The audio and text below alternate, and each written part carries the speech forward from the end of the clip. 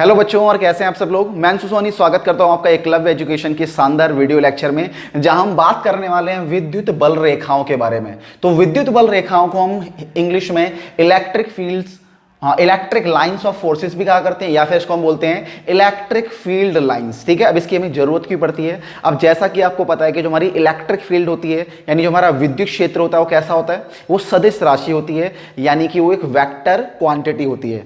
अब अगर एक वेक्टर क्वांटिटी है तो एक वेक्टर क्वांटिटी के पास क्या चीज होती है, डायरेक्शन होती है, यानी उसकी एक दिशा होती है। अब उस दिशा को दर्शाने के लिए हमें क्या बनाना पड़ेगा, दिशा को दर्शाने के लिए हमें कोई ना कोई लाइन तो चाहिए ही होगी। तो इलेक्ट्रिक फील्ड की, यानी कि विद्युत क्षेत्र की दिशा को दिखाने के लिए जो लाइन यहां पर बनाई जा रही हैं, इन्हीं लाइनों को हम क्या कहते हैं, विद्युत बल रेखाएं कहते हैं। और ये बल रेखाएं जो होती हैं वो काल्पनिक होती हैं, ये रियल नहीं होती, लेकिन इनके द्वारा जो विद्युत बल दिखाए जाते हैं या फिर इनके द्वारा जो विद्युत क्षेत्र दिखाया जा रहा है वो कैसा है, वो वास्तविक है, यानी वो रियल है। ठीक है भाई, तो चलते हैं भाई, विद्युत बल रेखाएं हमने कैसे बनाई, ये क्या होती हैं और इनके गुणों के बारे में हम आज के वीडियो लेक्चर में पढ़ने वाले हैं। ठीक है भाई, तो मान लेते हैं भाई यहां पर एक बड़ा सा मैंने पॉजिटिव आवेश ले लिया, एक धनात्मक आवेश ले लिया जो बहुत बड़ा है। ठीक है, इसको हम इंग्लिश में बोलते हैं सोर्स चार्ज। क्या बोलते हैं, बोलो बेटा जी, सोर्स चार्ज बोलते हैं। और इसी के बगल में मैं क्या लेता हूं भाई, इसी के बगल में मैं एक यूनिट पॉजिटिव चार्ज ले रहा हूं, यानी इकाई परीक्षक धनावेश, यानी ये चार्ज बहुत छोटा है। इस चार्ज का जो मैग्नीट्यूड है, इस चार्ज का जो परिमाण है वो बहुत ही छोटा है। ठीक है, ये चार्ज इससे बहुत छोटा होगा और क्या होगा भाई, इकाई होगा। इकाई मतलब 1 यूनिट होगा। समझ में आगे नहीं आ गया। तो ये बड़ा चार्ज इस छोटे चार्ज पर क्या लगाएगा भाई, ये बड़ा चार्ज इस छोटे चार्ज पर एक बल लगाएगा, और उस बल की वजह से क्या होगा, उस बल की वजह से ये इस पथ को फॉलो करता हुआ निकल जाएगा। ये इस पर एक प्रतिकर्षित बल लगाएगा, जिसकी वजह से ये छोटा सा चार्ज इस रास्ते पर निकल जाएगा, यानी इस पथ पर निकल जाएगा। तो इसके द्वारा जो पथ फॉलो किया गया है, यानी इसके द्वारा जो पथ बनाया जाएगा, उसी पथ को, ठीक है भाई, इसके द्वारा जो पथ बनाया जाएगा उसी पथ को हम क्या बोलेंगे, ये जो पथ बन रहा है ना भाई इसके द्वारा, इसी पथ को हम बोलते हैं विद्युत बल रेखा। इसको हम क्या बोलेंगे, बोलो बेटा जी, इसी को हम विद्युत बल रेखा बोलेंगे। बात समझ में आ गई नहीं आ गई। अगर मैं इस चार्ज को यहां रखूं तो मान लेते हैं यहां चला जाता है। ठीक है भाई, तो इस चार्ज को अलग अलग बिंदु पे रखने पर ये अलग अलग दिशाओं में जाता है। अगर यहां रखूंगा तो इधर जाएगा, यहां रखूंगा तो इधर आएगा, यहां रखूंगा तो नीचे जाएगा, अगर ऊपर रखूंगा इसको तो ये ऊपर जाएगा, आगे रखूंगा तो इधर आएगा, और इसके पीछे रखूंगा तो इधर जाएगा। ठीक है भाई, यानी ये यूनिट पॉजिटिव चार्ज जिस पाथ को, यानी जिस पथ को फॉलो करता है, उसी पथ को हम क्या बोलते हैं, विद्युत बल रेखा कहते हैं। क्या बोलते हैं, बोलो बेटा जी, विद्युत बल रेखा कहते हैं। तो ऊपर मैंने यहां पर आपके लिए एक परिभाषा लिख दी है, एक डेफिनेशन लिख दी है, उस डेफिनेशन को पढ़ लीजिए भाई। तो हिंदी इंग्लिश दोनों के लिए लेक्चर है। ठीक है भाई, लिखा मैंने हिंदी में है, ठीक है, लेकिन थोड़ी थोड़ी चीजें मैंने इंग्लिश में भी लिख दी है। बोलूंगा मैं इंग्लिश और हिंदी दोनों में, तो जो इंग्लिश मीडियम वाले बच्चे हैं वो अपनी कॉपी में नोट डाउन कर लें। ठीक है भाई, चलिए। तो यहां पर बोला गया भाई, अगर किसी इकाई परीक्षक धनावेश को किसी विद्युत क्षेत्र में रख दिया जाए तो उसके द्वारा बनाया गया पथ विद्युत बल रेखा कहलाता है। ठीक है भाई, जैसा मैंने आपको बताया कि किसी विद्युत क्षेत्र में किसी भी इकाई परीक्षक धनावेश को अगर मैं रख दूंगा तो उस पर लगने वाले प्रतिकर्षण बल की वजह से वो जो पथ बनाता है, इसी पथ को अगर हम चौक से ड्रॉ कर दें तो इसी को हम क्या बोलेंगे भाई, विद्युत बल रेखा बोलेंगे। ठीक है भाई, बात समझ में आ गई नहीं आ गई। इसको मैं इंग्लिश में भी बोल देता हूं कि the path drawn by the unit positive charge, the path drawn by the unit positive charge when it placed in a electric field। बात समझ में आ गई नहीं आ गई, समझ में आ गई होगी। चलिए आगे चलते हैं।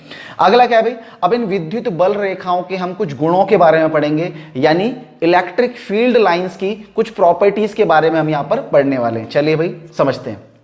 सबसे पहली बात भाई, विद्युत बल रेखाएं, ठीक है, इसको मैंने शॉर्ट में लिख दिया है, विद्युत बल रेखाएं धनावेश से प्रारंभ होकर अनंत पर खत्म होती हैं। ठीक है भाई, यानी धनावेश से, ऐसा माना जाता है, काल्पनिक का ध्यान रखना भाई, ऐसा माना जाएगा कि भाई ये जो रेखाएं हैं वो धनावेश से शुरू होती हैं और अनंत यानी इनफाइनाइट पर क्या होती हैं भाई, खत्म होती हैं। ठीक है, तो electric field line start from the positive charge and eight infinite. बात समझ में आ गई ना। दूसरी बात, विद्युत बल रेखाएं अनंत से प्रारंभ होकर ऋणावेश पर खत्म होती हैं। अगर वहीं पर मैं ऋणावेश की बात करूंगा तो ये अनंत से शुरू होंगी, ठीक है, नेगेटिव चार्ज के लिए, ऋणात्मक आवेश के लिए या ऋणावेश के लिए ये अनंत से शुरू होती हैं और ऋणावेश पर आकर खत्म होती हैं। ठीक है, सिंपल है, समझ में आ गया होगा आपके। अगली बात, विद्युत बल रेखा के किसी बिंदु पर खींची गई स्पर्श रेखा उस बिंदु पर विद्युत क्षेत्र की दिशा को दिखाती है। ठीक है भाई, अब जो हमारी विद्युत क्षेत्र की रेखाएं हैं, जरूरी नहीं है वो रेखा सीधी होगी, वो एक कर्व भी हो सकता है, बात समझ में आ रही है, वो एक घुमावदार कर्व भी हो सकता है। अब ये जो हमारी विद्युत क्षेत्र रेखा है, इस विद्युत क्षेत्र रेखा के किसी भी बिंदु पर अगर मैं एक स्पर्श रेखा खींचता हूं, ठीक है भाई, ध्यान देना मैं क्या कह रहा हूं, अगर मैं कहता हूं भाई इस स्पर्श रेखा के किसी भी बिंदु पर अगर मैं एक टेंजेंट ड्रॉ करता हूं यानी एक स्पर्श रेखा खींचता हूं, तो ये स्पर्श रेखा जो होगी वो क्या दिखाएगी, यानी जो टेंजेंट होगा वो क्या दिखाएगा, वो डायरेक्शन दिखाएगा of electric field, direction of electric field at that point. बोलो बेटा जी, direction of electric field at that point, ठीक है। तो इलेक्ट्रिक फील्ड लाइन के किसी भी पॉइंट पर अगर एक टेंजेंट खींचा जाए, ठीक है, तो टेंजेंट जो होता है वो इस पॉइंट पर इलेक्ट्रिक फील्ड की डायरेक्शन क्या है ये दर्शाता है। बात समझ में आ गई ना? हिंदी में बोलूं तो अगर इलेक्ट्रिक फील्ड लाइन के यानी विद्युत बल रेखा के किसी भी बिंदु पर अगर एक स्पर्श रेखा खींची जाए तो ये स्पर्श रेखा इस बिंदु पर विद्युत क्षेत्र की दिशा को दर्शाती है। होप आपको समझ में आ गया होगा। अगर कोई मुझसे पूछ ले बताओ इस बिंदु पर, ठीक है, इलेक्ट्रिक फील्ड लाइन यानी विद्युत बल रेखा के इस बिंदु पर इलेक्ट्रिक फील्ड की डायरेक्शन क्या है, विद्युत क्षेत्र की डायरेक्शन क्या है, तो मैं क्या करूंगा भाई, यहां पर एक स्पर्श रेखा यानी एक टेंजेंट ड्रॉ कर दूंगा। तो जो इस टेंजेंट की डायरेक्शन होगी वही इलेक्ट्रिक फील्ड की डायरेक्शन होगी इस बिंदु पर, ठीक है भाई। जो इस स्पर्श रेखा की दिशा होगी वही विद्युत क्षेत्र की दिशा होगी इस बिंदु पर। आपको समझ में आ गया होगा, क्लियर है, बहुत ही आसान। चलिए आगे चलते हैं। अगला लिखा हुआ है, साथ साथ ये भाई चित्र जो मैं यहां पर बना रहा हूं इन चित्र को ड्रॉ करते रहना अपनी कॉपी पर, कॉपी और पेन लेकर आप, होप आप सब लोग बैठ गए होंगे। आगे चलते हैं। विद्युत बल रेखाएं एक दूसरे को कभी नहीं काटती। विद्युत बल रेखाएं जो होती हैं भाई कभी भी आपस में इंटरसेक्ट नहीं करती। Electric field lines never intersect each other. विद्युत क्षेत्र रेखाएं कभी भी एक दूसरे को काटती नहीं है, ठीक है। मैं यहां पर मिटा रहा हूं, होप आपने लिख लिया होगा, नहीं लिखा है तो वीडियो को पीछे ले जाकर एक बार लिख लें सारा का सारा, ठीक है भाई। ये सारा ड्रॉ करते रहना साथ साथ। तो भाई मैंने बोला कि दो विद्युत क्षेत्र रेखाएं जो होती हैं वो कभी भी आपस में क्रॉस नहीं करती। अगर ये आपस में क्रॉस करती हैं, ऐसा मान लेते हैं, चलो मैंने बोला कि क्रॉस नहीं करती, लेकिन अगर ये क्रॉस करती तो क्या होता, अगर ये क्रॉस करती तो इस वाले पॉइंट पर देखो जरा, इस लाइन की वजह से, ठीक है भाई, इस पॉइंट पर विद्युत क्षेत्र की दिशा क्या होती, ये होती, ठीक है भाई। और इस पॉइंट पर इस लाइन की वजह से विद्युत क्षेत्र की दिशा क्या होती है भाई, ये होती। बात समझ में आ रही है? यानी यहां पर दो दो टेंजेंट यानी दो स्पर्श रेखाएं हम खींच सकते हैं। क्लियर है? इसका मतलब ध्यान दो भी सारे बच्चे, एक ही पॉइंट ऑफ इंटरसेक्शन पर जहां पर विद्युत रेखाएं एक दूसरे को क्या कर रही हैं, काट रही हैं, उसे हम बोलते हैं पॉइंट ऑफ इंटरसेक्शन, ठीक है। तो उस पॉइंट ऑफ इंटरसेक्शन पर, उस बिंदु पर दो स्पर्श रेखाएं हम खींच सकते हैं, दो टेंजेंट खींच सकते हैं। दो टेंजेंट खींचने का मतलब है कि इस एक बिंदु पर विद्युत क्षेत्र की, इलेक्ट्रिक फील्ड की दो दिशाएं होंगी और किसी भी एक बिंदु पर इलेक्ट्रिक फील्ड की दो दिशाएं पॉसिबल ही नहीं है। बात समझ में आ रही है? तो किसी भी एक बिंदु पर विद्युत क्षेत्र की, इलेक्ट्रिक फील्ड की दो डायरेक्शन पॉसिबल नहीं है, दो दिशाएं पॉसिबल नहीं है। इसी वजह से विद्युत बल रेखाएं कभी भी किसी बिंदु पर एक दूसरे को काट नहीं सकती। बात समझ में आ गई नहीं आ गई?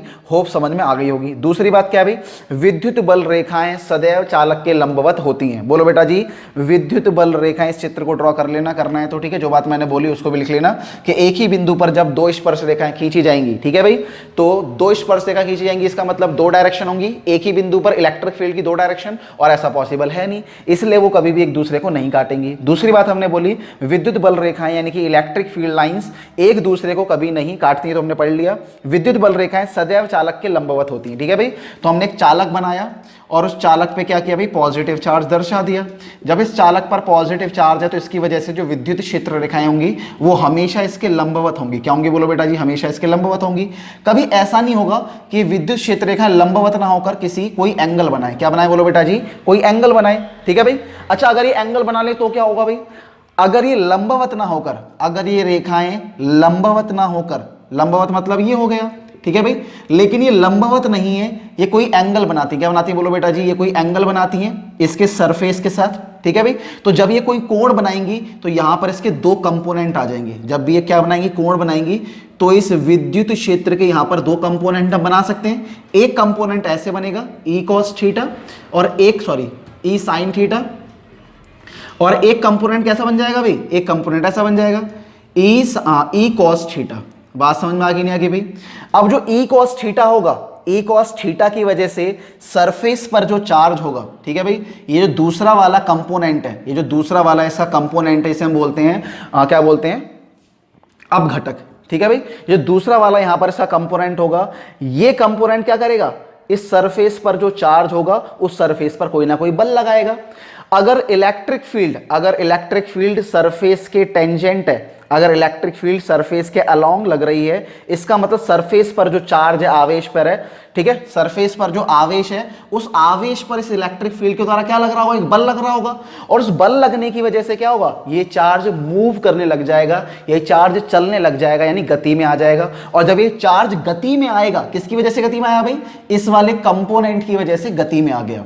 तो इस वाले कंपोनेंट की वजह से जब ये चार्ज गति में आता है, तो गति में आने की वजह से क्या होगा भाई, चार्ज चलने लगेगा, चार्ज चलेगा तो करंट बन जाएगा। लेकिन ऐसा तो हम देखते ही नहीं है, जब भी किसी बॉडी पर चार्ज होता है तो वहां पर अपने आप करंट नहीं बनता। बात समझ में आ गई नहीं आ गई, क्लियर हो गया। तो अगला है भाई, किसी भी चालक के अंदर ये रेखाएं विद्यमान नहीं होती, यानी किसी भी चालक के अंदर ये रेखाएं नहीं होंगी। ये चित्र बना लेना भाई। तो किसी भी चालक के अंदर विद्युत क्षेत्र रेखाएं नहीं पाई जाती। अगर मैं एक चालक बनाता हूं, ये चालक खोखला है, इसके ऊपर क्या है भाई, हमारा धनावेश है। तो अगर इस चालक के ऊपर धनावेश है तो इसके अंदर कभी भी क्या होंगी भाई, विद्युत क्षेत्र रेखाएं नहीं पाई जाएंगी, या फिर विद्युत क्षेत्र रेखाएं किसी भी सरफेस के अंदर होकर नहीं गुजरती। हमेशा वो क्या होंगी, या तो इससे शुरू होंगी, अगर ये धनावेश है तो क्या होगा, इससे शुरू होंगी, ऋणावेश होगा तो इस पर आकर खत्म हो जाएंगी। कभी भी ऐसा नहीं होगा कि इसके अंदर से गुजरती हुई जाए भाई, ठीक है। तो किसी भी चालक के अंदर से क्षेत्र रेखाएं नहीं गुजरती हैं, या किसी भी चालक के अंदर ये रेखाएं नहीं पाई जाती, क्योंकि इस चालक के अंदर क्या है भाई, इस चालक के अंदर चार्ज है ही नहीं। और जब इस चालक के अंदर चार्ज नहीं है तो सिंपल सी बात है, इसके अंदर क्षेत्र रेखाएं भी नहीं होंगी। तो जहां पर हमारा विद्युत क्षेत्र नहीं होता, यानी जहां पर हमारी इलेक्ट्रिक फील्ड नहीं होती, वहां पर ये विद्युत क्षेत्र रेखाएं नहीं पाई जाती। होप आपको ये बातें समझ में आ गई होंगी। अब फटाफट मैं इन बातों को मिटाऊंगा और नई कुछ बातें लिखूंगा, तो फटाफट जल्दी से बेटा जी ने नोट कर लीजिए। तो चलिए अगले पॉइंट्स की तरफ बढ़ते हैं। तो अगला पॉइंट यहां पर क्या लिखा हुआ है, यदि विद्युत बल रेखाएं सरल रेखीय समांतर एवं एक दूसरे से बराबर दूरी पर स्थित हैं तो विद्युत क्षेत्र को एक समान कहा जाएगा। बात समझ में आ रही है, यानी कहने का मतलब अगर इलेक्ट्रिक फील्ड लाइंस कैसी है भाई, सिंपल लाइंस है, एक दूसरे के पैरेलल हैं, ठीक है, तो इनको हम क्या बोलते हैं भाई, एक दूसरे से इक्वल डिस्टेंस पर हैं, तो ऐसे इलेक्ट्रिक फील्ड को हम क्या बोलते हैं, यूनिफॉर्म इलेक्ट्रिक फील्ड बोलते हैं। जरा समझना, अगर ये इलेक्ट्रिक फील्ड एकदम कैसी है भाई, सिंपल लाइंस हैं, कैसी है भाई, सिंपल लाइंस हैं, एक दूसरे से इक्वल दूरी पर हैं, एक दूसरे से बराबर दूरी पर हैं, ठीक है भाई, इक्वल डिस्टेंसेस पर हैं और एक दूसरे के पैरेलल हैं, ठीक है भाई। तो ऐसी इलेक्ट्रिक फील्ड जिन्हें ये रेखाएं दर्शा रही हैं, ऐसी इलेक्ट्रिक फील्ड जिन्हें ये क्या बोलते हैं, जिन्हें ये लाइंस दर्शा रही हैं या रिप्रेजेंट कर रही हैं, ऐसी इलेक्ट्रिक फील्ड को हम क्या बोलते हैं भाई, यूनिफॉर्म इलेक्ट्रिक फील्ड बोलते हैं। क्या बोलते हैं, बोलो बेटा जी, यूनिफॉर्म इलेक्ट्रिक फील्ड बोलते हैं। बात समझ में आ गई नहीं?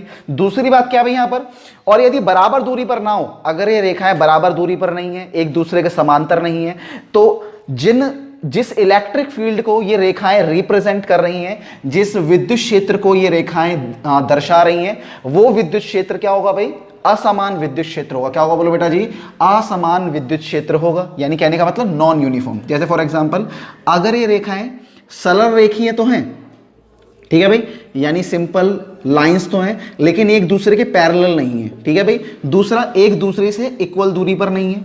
कहीं पर ये क्या हो जाती है भाई, कहीं पर ये, इसको मैं ऐसे बताता हूं ज्यादा बेटर रहेगा, कहीं पर क्या भी, कहीं पर एक दूसरे के पास आ जाती हैं और कहीं पर एक दूसरे से दूर चली जाती हैं। तो अगर ये रेखाएं कहीं कहीं पर पास में, कहीं कहीं पर दूर हैं, ठीक है, और कहीं कहीं पर ये एक दूसरे समांतर भी नहीं है, कहीं कहीं पर एक दूसरे से ये समांतर भी नहीं है, ऐसा हम मान लेते हैं, ठीक है भाई। तो हम क्या बोलेंगे भाई, तो हम बोलेंगे जो हमारी इलेक्ट्रिक फील्ड लाइंस हैं, ये जो इलेक्ट्रिक फील्ड लाइंस हैं या जो हमारी विद्युत बल रेखाएं हैं, ये जिस इलेक्ट्रिक फील्ड को, जिस विद्युत क्षेत्र को दर्शा रही हैं, वो विद्युत क्षेत्र कैसा है भाई, असमान है। कैसा बोलो बेटा जी, असमान, यानी नॉन यूनिफॉर्म है, ठीक है भाई। बात समझ में आ गई नहीं आ गई? होप आप सब बच्चों को ये बात समझ में आ गई होगी, ठीक है भाई। अब एक बात और हम यहां पर करते हैं, क्या, देखो जरा, जहां पर विद्युत क्षेत्र रेखाओं की संख्या ज्यादा होती है, ठीक है, इसको मिटा रहा हूं फिलहाल, नोट कर लीजिएगा वीडियो को पॉज करके। जहां पर विद्युत क्षेत्र रेखाएं ज्यादा संख्या में होंगी, वहां पर विद्युत क्षेत्र क्या होगा, प्रबल होगा, ठीक है। इसको मैं ऐसे समझा देता हूं, जहां पर विद्युत क्षेत्र रेखाएं ज्यादा संख्या में होती हैं, जहां पर विद्युत क्षेत्र रेखाएं ज्यादा संख्या में होती हैं, मान लेते हैं यहां पर ज्यादा संख्या में है, ठीक है भाई, अगर मैं बोलता हूं कि मैंने क्या बनाया भाई, एक गोला बना दिया, ठीक है भाई, यहां पर देख पा रहे हैं, यहां पर विद्युत क्षेत्र का ज्यादा पास पास है, तो यहां पर जो विद्युत क्षेत्र होगा, ठीक है भाई, यहां पर जो विद्युत क्षेत्र होगा वो कैसा होगा, प्रबल विद्युत क्षेत्र होगा, यानी यहां पर स्ट्रॉन्ग इलेक्ट्रिक फील्ड होगी। लेकिन जहां पर विद्युत क्षेत्र रेखाएं दूर दूर होती हैं, जहां पर विद्युत क्षेत्र रेखाएं दूर दूर होती हैं, वहां पर जो इलेक्ट्रिक फील्ड होती है, वहां पर जो विद्युत क्षेत्र होता है वो कैसा होता है भाई, दुर्बल होता है। कैसा होता है बोलो बेटा जी, दुर्बल होता है। बात समझ में आ गई नहीं आ गई, क्लियर हो रहा होगा आप सबको, ठीक है भाई, ठीक है। यानी कि जहां पर इलेक्ट्रिक फील्ड लाइंस पास पास होती हैं, ठीक है भाई, जहां पर उनकी डेंसिटी क्या होती है, बहुत ज्यादा होती है, वहां इलेक्ट्रिक फील्ड लाइन कैसी होती है, वहां पर इलेक्ट्रिक फील्ड जो होती है स्ट्रांग होती है। और जहां पर इलेक्ट्रिक फील्ड लाइंस क्या होती हैं, दूर दूर होती हैं, यानी जहां पर इलेक्ट्रिक फील्ड लाइंस की डेंसिटी कम है, वहां इलेक्ट्रिक फील्ड कैसी होगी, वहां पर इलेक्ट्रिक फील्ड होगी बेटा जी हमारी वीक, ठीक है भाई। ये बात आपको समझ में आ गई होगी। चलिए भाई अगली गुण के बारे में बात करते हैं। अब हम बात करते हैं कि भाई अगर मेरे पास एक तरफ पॉजिटिव चार्ज हो और एक तरफ मेरे पास नेगेटिव चार्ज हो, और एक दूसरे को मैं एक दूसरे के सामने रख दूं, इन दोनों अपोजिट चार्जेस को, विपरीत आवेशों को अगर मैं एक दूसरे के सामने रखता हूं, तो इसकी वजह से जो हमारी विद्युत बल रेखाएं होंगी वो कैसी दिखेंगी, ठीक है। चलिए भाई बना लेते हैं। तो यहां पर मैं सबसे पहले लिख लेता हूं भाई, दो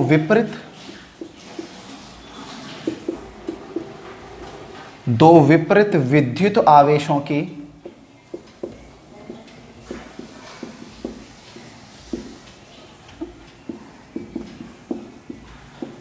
वजह से, ठीक है भाई। तो दो विपरीत विद्युत आवेशों की वजह से ये क्षेत्र रेखाएं कैसी दिखाई देंगी। तो एक तरफ मैंने बनाया पॉजिटिव चार्ज और दूसरी तरफ मैंने बनाया भाई उतना ही नेगेटिव चार्ज। अगर ये +5 कूलम है तो ये भी क्या होगा, -5 कूलम होगा, यानी दोनों का जो परिमाण यानी मैग्नीट्यूड होगा वो बराबर होगा, ठीक है। इसको हम चलो भाई, अब यहां पर क्या होगा भाई, यहां से इलेक्ट्रिक फील्ड लाइन शुरू होंगी, यहां से बल रेखाएं शुरू होंगी और नेगेटिव यानी ऋणात्मक चार्ज पर जाकर खत्म हो जाती है। ये बात तो हमने पढ़ी हुई है, ठीक है भाई। फिर दोबारा यहां से शुरू होंगी, यहां खत्म, यहां से शुरू होंगी, फिर दोबारा यहां पर खत्म। अब क्या होगा, यहां से जाएंगी, ठीक है भाई, अब यहां से जाएंगी, यहां पर खत्म, यहां से जाएंगी, यहां से खत्म, और धीरे धीरे करके क्या होगा भाई, धीरे धीरे करके कुछ ऐसा दिखने लग जाएंगी, ठीक है भाई। तो ये बात आपको ध्यान रखनी है भाई कि पॉजिटिव से ऐसा कुछ होगा, ठीक है भाई, ये बात आपको ध्यान रखनी है भाई। यहां से क्या होगा भाई, यहां पर क्षेत्र रेखाएं अंदर आती है, ठीक है भाई। यहां पर क्षेत्र रेखाएं लंबवत अंदर की तरफ आती हैं, यहां से लंबवत बाहर की तरफ जाती हैं, ठीक है भाई। तो इस तरीके से हमने क्या बना दिया भाई, इस तरीके से हमने पॉजिटिव और नेगेटिव दोनों की वजह से जो क्षेत्र रेखाएं बनेंगी वो हमने यहां पर बना दी हैं, आपको दिख रहा होगा, ठीक है भाई। तो ये जो क्षेत्र रेखाएं वो आपको कैसी दिख रही हैं, क्या आपको इसको देखकर किसी चीज़ की याद आ रही है? चलिए भाई मैं बताता हूँ कि आपने पृथ्वी को देखा होगा और पृथ्वी पर दो ध्रुवों को, बात समझ में आ रही है, पृथ्वी पर दो ध्रुवों को मिलाने वाली रेखाओं को हम क्या बोलते थे भाई, याद करो जल्दी से। तो पृथ्वी पर दो ध्रुवों को मिलाने वाली रेखाओं को हम देशांतर रेखाएं कहा करते थे।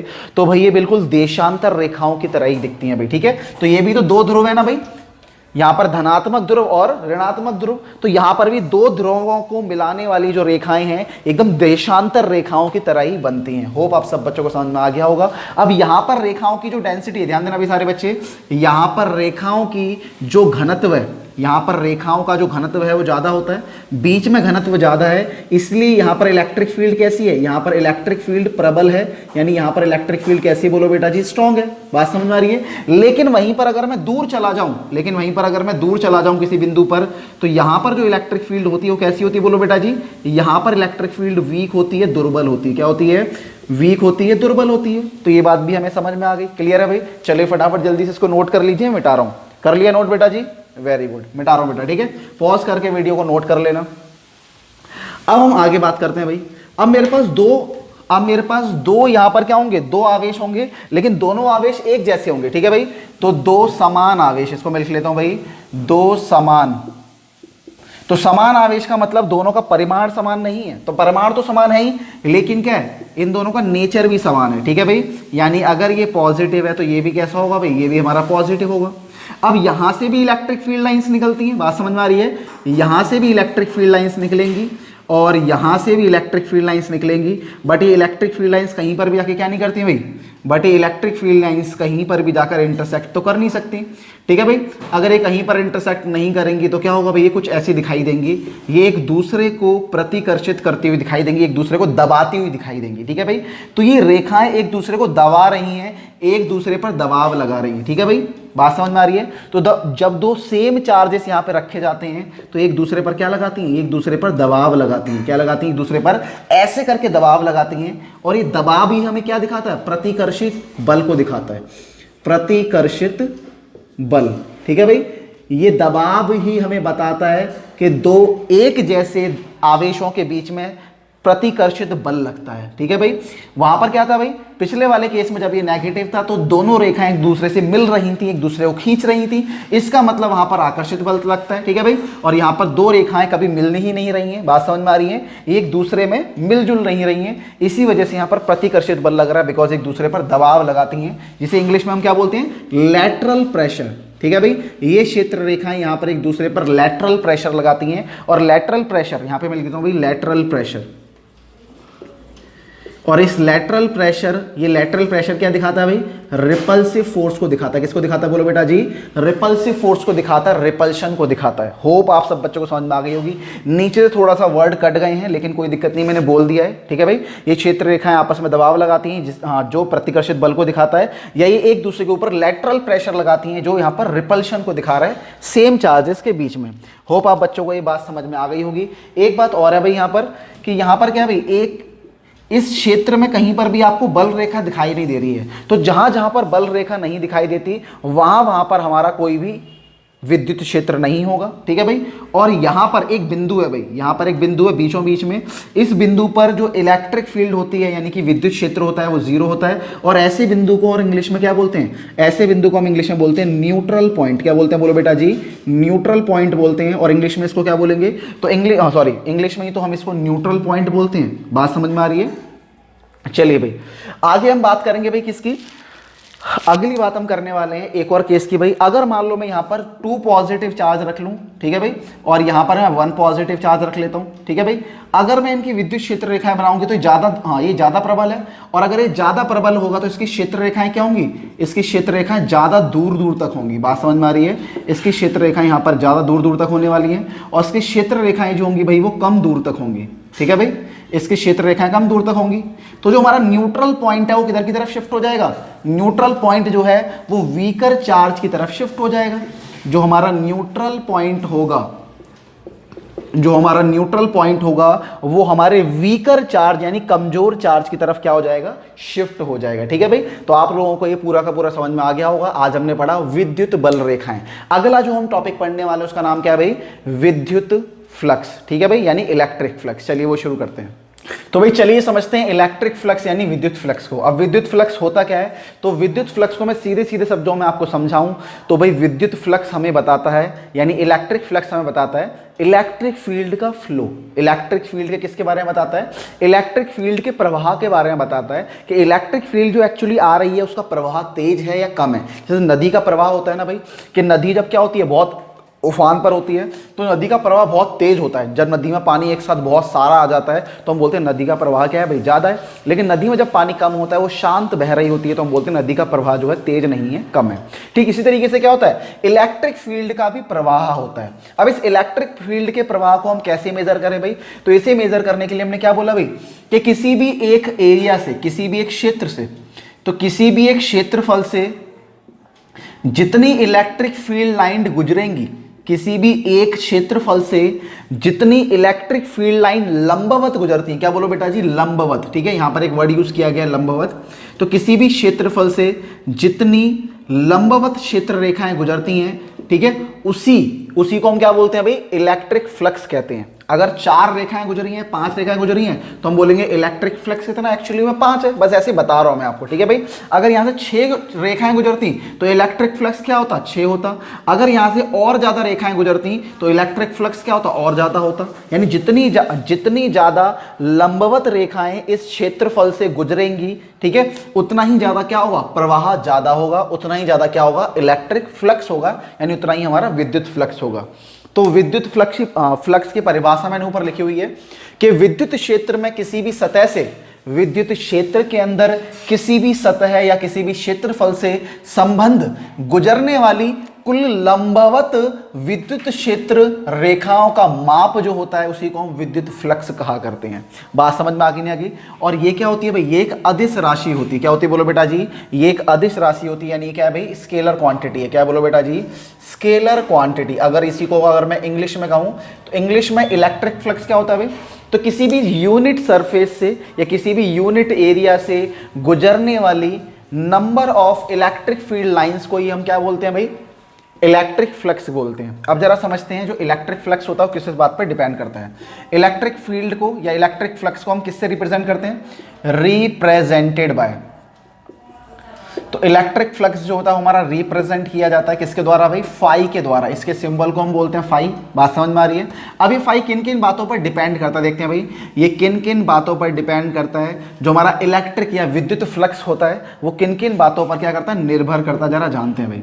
तो सबसे पहली बात ध्यान दे भाई सारे बच्चे, सबसे पहली बात यहां पर हम समझते हैं कि मान लेते हैं मैंने दोनों तरफ क्या ले लिया भाई? मैंने दोनों तरफ एरिया सेम ले लिया। इन दोनों का एरिया क्या है भाई? सेम है। तो जहां से ज्यादा फील्ड लाइन गुजरेंगी, जहां से ज्यादा फील्ड लाइंस गुजरेंगी, जहां से ज्यादा बल रेखाएं गुजरती हैं, उस क्षेत्र का, उस क्षेत्रफल में जो हमारा फ्लक्स होता है वो ज्यादा होता है। ठीक है भाई? यहां पर फ्लक्स कम है और यहां पर फ्लक्स ज्यादा है। जहां पर फील्ड लाइन का नंबर ज्यादा है वहां फ्लक्स ज्यादा, जहां पर फील्ड लाइन का नंबर कम है वहां फ्लक्स कम। जहां पर फील्ड लाइनें कम होती हैं यानी दूर दूर होती हैं तो हम क्या बोलते हैं भाई? वो इलेक्ट्रिक फील्ड क्या है? वीक है। और जहां पर फील्ड लाइंस पास पास होती हैं हम क्या बोलते हैं? वहां की जो इलेक्ट्रिक फील्ड है वो स्ट्रांग है। ठीक है भाई? तो जहां की इलेक्ट्रिक फील्ड ज्यादा होगी वहां पर फ्लक्स ज्यादा होगा। जहां पर फील्ड कम होगी, जहां इलेक्ट्रिक फील्ड यानी विद्युत क्षेत्र कमजोर होगा, वहां पर फ्लक्स भी क्या होगा? कम होगा।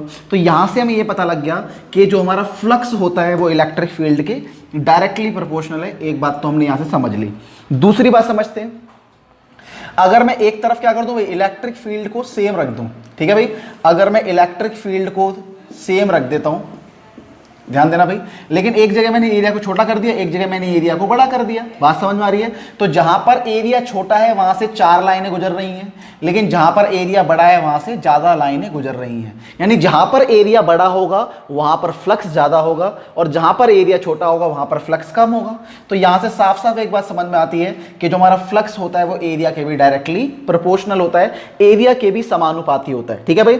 तो फ्लक्स यहां पर इलेक्ट्रिक फील्ड के भी डायरेक्टली प्रोपोर्शनल है। ठीक है भाई? और फ्लक्स यहां पर एरिया के भी डायरेक्टली प्रोपोर्शनल है। दोबारा बोलता हूं, जो हमारा विद्युत फ्लक्स है वो विद्युत क्षेत्र के भी समानुपाती है और जो हमारा विद्युत फ्लक्स है वो हमारे यहां पर एरिया यानी क्षेत्रफल के भी समानुपाती है। अब एक और चीज रह गई यहां पर।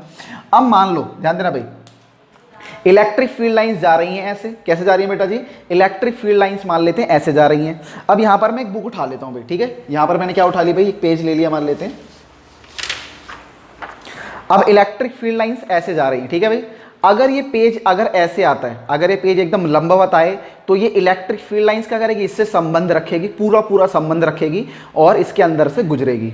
लेकिन वहीं पर ये पेज अगर ऐसे हो जाए, अगर ये पेज ऐसे हो जाएगा तो क्या होगा? अब ये जो लाइन होगी इससे बिल्कुल संबंध नहीं रखेगी और एकदम बिना संबंध रखे हुए इसे छुए बिना निकल जाएगी। बात समझ में आ रही है? तो यहां पर हमने देखा कि भाई अगर ये लंबवत होता है, अगर ये एरिया लंबवत होगा तो ये फील्ड लाइन इससे संबंध रखेगी, वरना अगर ये ऐसे होगा तो कोई संबंध नहीं रखेगी। बात समझ में आ रही है? यानी कि इलेक्ट्रिक फ्लक्स जो होता है यहां पर एंगल पर भी निर्भर करता है। ठीक है? यानी इलेक्ट्रिक फील्ड और इसका जो एरिया है उसके बीच में क्या एंगल बनता है? अगर इनके बीच में एंगल 0 बनेगा तो भाई मैक्सिमम लाइनें यहाँ से गुजर सकती हैं, यहाँ से ज़्यादातर लाइनें गुजर सकती हैं अगर ये ऐसा होगा तो। लेकिन अगर ये अपना एंगल चेंज कर ले तो यहाँ से बहुत कम लाइनें गुजरेंगी। बात समझ में आ रही है आप लोगों को? चलिए भाई, तो यहाँ पर हम बोलते हैं भाई जो हमारा फ्लक्स होता है वो कॉस थीटा के डायरेक्टली प्रोपोर्शनल होता है। किसके भाई? कॉस थीटा के डायरेक्टली प्रोपोर्शनल होता है। ठीक है? अगर मैं इन तीनों को मिला दूंगा, अगर मैं इन तीनों को मिला दूं, ठीक है भाई, पहली इक्वेशन, दूसरी इक्वेशन और तीसरी इक्वेशन, या चलो छोड़ो, अगर मैं इन तीनों को मिलाता हूं तो तीनों को मिलाने पर क्या होगा भाई? तो तीनों को मिलाने पर लिख ही लेते हैं भाई इक्वेशन का नाम। इक्वेशन नंबर 1 इसको मान लिया, इक्वेशन नंबर 2 इसको मान लिया, इक्वेशन नंबर 3 इसको मान लिया। तो हम लिख लेंगे भाई from equation 1, 2 and 3, from equation 1, 2 and 3। तो इक्वेशन नंबर 1, इक्वेशन नंबर 2 और 3 से अगर हम यहाँ पर देखें तो हमें पता लगेगा जो हमारा फ्लक्स होता है, इलेक्ट्रिक फ्लक्स जो होता है वो डायरेक्टली प्रोपोर्शनल होगा E, ठीक है भाई, इलेक्ट्रिक फील्ड के, एरिया के और कॉस थीटा के। बात समझ में आ गई नहीं आ गई आपके? अगर मैं इन दोनों को बराबर करना चाहता हूं तो भाई यहां पर इसको हटाकर बराबर भी कर सकता हूं, उसकी जगह में यहां पर मैं क्या लगा दूंगा, 1 लगा दूंगा। अगर मैं प्रोपोर्शनलिटी कांस्टेंट, समानुपाती का साइन हटा के, समानुपाती का निशान हटा के अगर बराबर करना चाहूं तो उसके लिए मुझे यहां पर क्या लगाना पड़ेगा, एक कांस्टेंट लगाना पड़ेगा, और इस कांस्टेंट की जो वैल्यू होती है क्या होती है, 1 होती है। तो उसको लिखें चाहे ना लिखें कोई फर्क नहीं पड़ता, ठीक है भाई। तो इलेक्ट्रिक फ्लक्स मेरा बराबर हो गया ई ए कॉस थीटा के। अब एक कॉस थीटा है क्या भाई, बात समझ में आ रही है? सबसे पहले तो उसको नोट कर लो बेटा जी, नोट कर लिया? वीडियो को पॉज करो और फटाफट इसको नोट कर लो। कर लिया? चलिए, अभी जो हमारा cos थीटा है वो एक्चुअली में है क्या, जरा समझना। फ्लक्स अभी अभी हमने लिखा भाई ई ए cos थीटा। बात समझ में आ रही है नहीं आ रही है बेटा जी? समझ में आ रही होगी। तो जो हमारा cos थीटा होता है, क्या होता है बोलो बेटा जी? जो हमारा cos थीटा होता है उसमें जो हमारा एंगल है, ये जो एंगल यानी जो कोण है वो किन किन के, हाँ किस किस के बीच में बनने वाला कोण है, ठीक है भाई। तो ये क्या अभी हमारा एंगल बिटवीन, क्या बोलो बेटा जी? एंगल बिटवीन ई एंड ए, ये हमारा इलेक्ट्रिक फील्ड और एरिया वेक्टर के बीच में बनने वाला कोण है, ठीक है भाई। अच्छा, इलेक्ट्रिक फील्ड तो समझ में आती है, एरिया वेक्टर क्या होता है? तो एरिया वेक्टर जो होता है हर एक सरफेस के परपेंडिकुलर एक वेक्टर होता है, उसको हम एरिया वेक्टर कहते हैं। जैसे अगर ये मैंने सरफेस लिया तो इस सरफेस के परपेंडिकुलर एक वेक्टर होगा, उसको हम क्या बोलेंगे, एरिया वेक्टर। ये भी मेरा एक सरफेस है, अगर मैं बोलता हूं इस सरफेस का एरिया वेक्टर क्या है, तो इसके सरफेस के, इस सरफेस के परपेंडिकुलर जो वेक्टर होगा उसे हम क्या बोलेंगे, एरिया वेक्टर। अगर मैं ऐसे मुड़ जाऊंगा तो एरिया वेक्टर ये बन जाएगा, अगर मैं ऐसे मुड़ जाऊंगा तो एरिया वेक्टर फिर लंबवत होगा। यानी ये जो पेज है, इस पेज के लंबवत अगर मैं एक वेक्टर बनाऊं तो उसको हम बोलते हैं एरिया वेक्टर। देखो भाई, ये पेज जैसे जैसे मुड़ेगा एरिया वेक्टर इसके साथ साथ मुड़ता रहेगा। छाते के अंदर जो हैंडल होता है वो हैंडल उसका एरिया वेक्टर होता है, ठीक है भाई, आप समझ गए होंगे, क्योंकि वो जो हैंडल है वो हमेशा छाते के लंबवत रहता है। तो उस लंबवत से जैसे जैसे छाते को आप कंट्रोल कर सकते हैं। बात समझ में आ रही है? तो होप आप सब बच्चों को ये बातें समझ में आ रही होंगी। तो थीटा क्या है भाई? हाँ, it is the angle between electric field and the area vector, ठीक है। इसको हम क्या बोलते हैं भाई? एरिया वेक्टर बोलते हैं, ध्यान रखना भाई, एरिया वेक्टर। और एरिया वेक्टर क्या होता है? इट इज अ वेक्टर, क्या बोलो बेटा जी? इट इज अ वेक्टर, ये एक सदिश है, ठीक है। It is a vector perpendicular to area, ये एक ऐसा वेक्टर है जो हमेशा एरिया के परपेंडिकुलर रहता है, ठीक है। तो होप आप सब बच्चों को इलेक्ट्रिक फ्लक्स के बारे में जानकारी मिल गई होगी। अगले वाले लेक्चर में हम पढ़ेंगे कि अलग अलग चार्ज सिस्टम का, अलग अलग आवेशों का हम इलेक्ट्रिक फ्लक्स कैसे निकालें, ठीक है भाई। अच्छा, एक चीज और है इसमें, यूनिट क्या होती है भाई? इलेक्ट्रिक फ्लक्स की हमारी यूनिट यहां पर क्या होगी? तो चलिए भाई, इलेक्ट्रिक फ्लक्स